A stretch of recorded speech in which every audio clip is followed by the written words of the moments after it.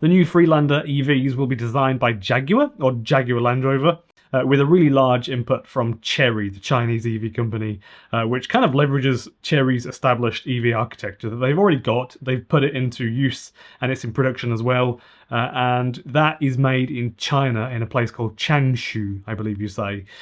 So on the face of it, they don't sound so bad, honestly. I don't think, but I don't really rate Chery vehicles very much. I've seen a few of them now, and if you go and see some of them up close, whether it's the old petrol ones from 10 years ago or the new electric ones, which I've seen both, they just don't seem that great at all. And I whinged once or twice about the quality of some GWM products, such as the GWM Aura. When you look underneath, what you actually see on, what you actually observe is just not the best quality or care.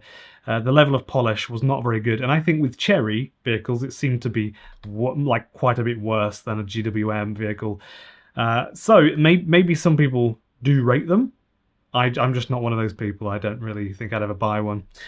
So the new Freelander EV will be built on Chery's E0X platform. It's a modular platform, which means you can swap and change things like the battery and the motor for different variants. It will have an 800-volt battery in it, so it can charge at a higher rate of watts or kilowatts, air suspension and level 3 driving assist. Not really sure of the price at this point. So this platform is known actually for its low energy consumption, offering around 12 kilowatt hours per 100 kilometers.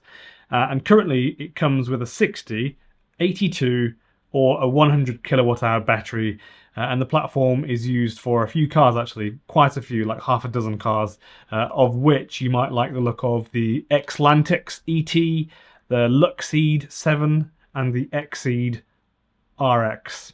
I hope I got those right. So it was jointly developed by Chery and Huawei. So I don't know if they will plan to sell this in the US, for example, but I just can't imagine that getting past the authorities, the fact that it had any involvement with Huawei, even if they only designed a Volt, which I just don't think they would. I think they'd write it off immediately. So Volkswagen has partnered with XPeng in the past to produce vehicles, and Audi is working with SAIC, which is the Chinese state-owned company, SAIC. They make really good cars, MG4, for example. So Jaguar Land Rover isn't the first company to buddy up like this. And I can't imagine this being something that you should buy based on the fact that, for one, Jaguar Land Rover vehicles are known in the industry as laughably unreliable all over the internet. Lots of experts, if you just like pick anybody you know, and they might possibly drive one, but they're also laughably unreliable. Jeremy Clarkson, for example, also mocks them for being terribly unreliable, but still drives one.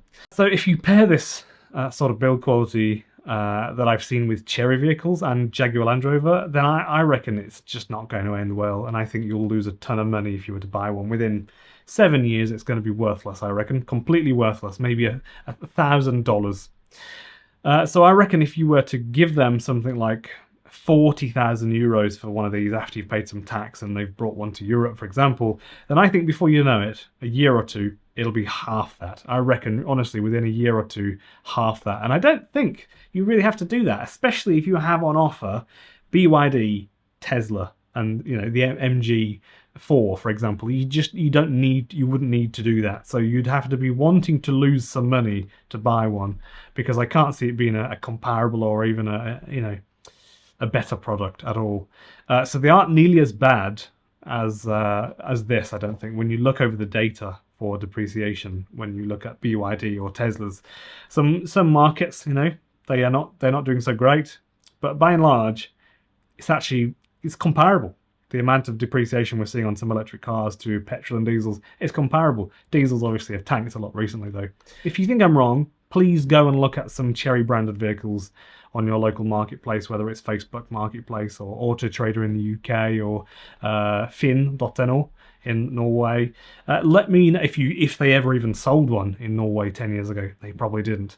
I think you'll find them almost being given away, literally, because just nobody wants to buy them. Sadly, as well, I think, kind of like Proton vehicles, if you remember them, they looked a bit crap, always looked a bit crap. I think there was the Proton, the Jimbuk Was that a Proton Jimbuk? I think that's what it's called. Very, very nice. Had a Mitsubishi engine in it. Really reliable, actually.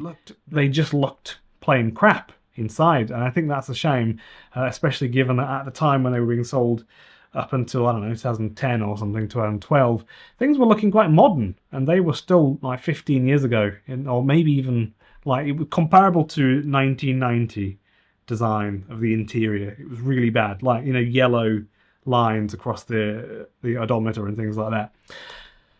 So I'm Ben Alexander. Thank you for watching. Feel free to subscribe if you're interested in EVs, basically, and you want the latest news every day. I try and make videos every single day. Not always able to do that though. The next video is going to be a little bit more interesting. It's about how or why Norway may not have wanted to impose any tariffs like the EU wanted them to. It is really, really interesting.